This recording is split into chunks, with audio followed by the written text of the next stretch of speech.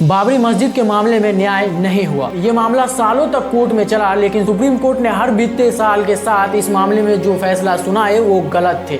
बाबरी मस्जिद के मामले में धर्मनिरपेक्षता के सिद्धांतों के साथ सुप्रीम कोर्ट ने अन्याय किया है। खास तौर पर 2019 में सुप्रीम कोर्ट ने जो राम मंदिर को लेकर डिसीजन दिए वो अन्यायपूर्ण थे। अभी तक जो बातें आपने सुनी वो सारी बातें मेरी नहीं है, ये सारी बातें सुप्रीम कोर्ट के रिटायर्ड जज जस्टिस नरीमन ने की है। आप देख रहे हैं इस देश में हर रोज किस तरह किसी न किसी मस्जिद पर पिटीशन डालकर उसके नीचे से मंदिर निकाला जा रहा है। अब इन्हीं सब मामले को लेकर जस्टिस नरीमन ने कुछ बातें की।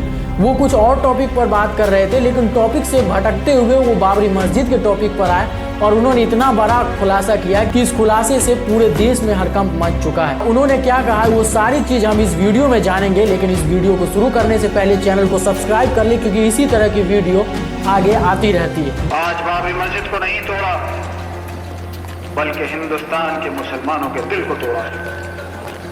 हिंदुस्तान का सेकुलरिज्म ऐसा लगता है कि खत्म हो चुका है।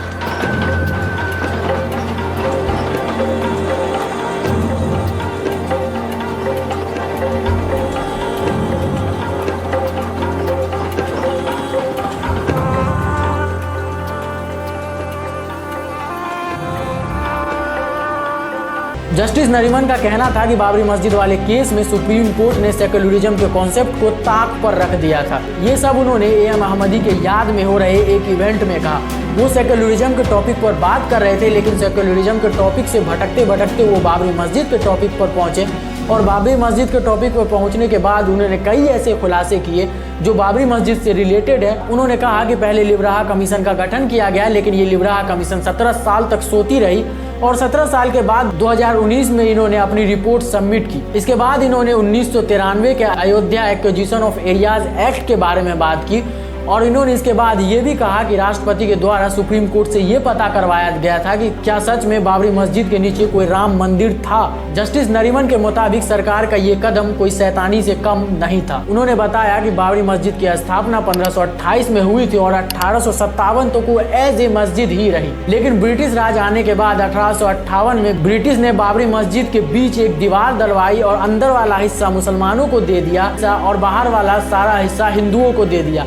अंदर वाले हिस्सा में मुसलमान नमाज पढ़ते थे, अपनी प्रेयर करते थे और बाहर वाले हिस्से में हिंदू अपनी पूजा करते थे और प्रेयर करते थे। लेकिन 1949 में हिंदुओं के कुछ संगठनों ने मस्जिद में घुसकर मस्जिद के अंदरी हिस्सा में मूर्ति स्थापित किया और इसके बाद से मस्जिद के अंदर मुसलमानों की प्रेयर होनी बंद हो गई। उन्होंने कहा कि 2003 के ASI रिपोर्ट के मुताबिक बाबरी मस्जिद के नीचे से कई ऐसे रिलीजियस कल्चरल सिंबल्स मिले थे, जैसे बौद्धिस्ट धर्म के कई रिलीजियस कल्चरल सिंबल मिले, हिंदू धर्म के कई रिलीजियस कल्चरल सिंबल मिले, जैन धर्म के कई ऐसे रिलीजियस कल्चर सिंबल मिले। लेकिन इससे ये कैसे पता चलता है कि वहाँ पर राम मंदिर ही थी। जस्टिस नरीमन ने ये भी कहा कि सुप्रीम कोर्ट ने ये साफ कहा था कि बाबरी मस्जिद के नीचे कोई भी राम मंदिर नहीं था। हिंदू की संख्या बहुसंख्यक होने की वजह से दबाव में आकर ये फैसला सुनाया गया था। जस्टिस नरीमन ने कहा कि हिंदू पक्ष की तरफ से हर बार कानून का उल्लंघन किया गया, रूल्स एंड रेगुलेशंस को तोड़े गए। 1992 में हिंदू पक्ष ने बिना किसी लीगल नोटिस के बाबरी मस्जिद में घुसकर बाबरी मस्जिद को तोड़ दिया। हर बार हिंदू संगठन ने ही कानून को तोड़ा, लेकिन फिर भी कोर्ट ने मस्जिद को रिकंस्ट्रक्ट करने के बजाय हिंदुओं को दे दिया। उन्होंने साफ कहा कि इस केस में सेक्युलरिज्म को नकारा गया है और हिंदू पक्ष के दबाव में आकर ये फैसला सुनाया गया है। 2019 में राम मंदिर के डिसीजन पर उन्होंने कहा कि ये न्याय का मजाक बनाया जा रहा है। उन्होंने कहा कि जब एक तरफ मुस्लिम पक्ष का हक साबित था तो कैसे पूरी जमीन हिंदुओं को दे दी गई। उन्होंने कोर्ट के लॉजिक को भी चैलेंज किया और कहा कि हिंदू पक्ष को पूरी जमीन देने के बजाय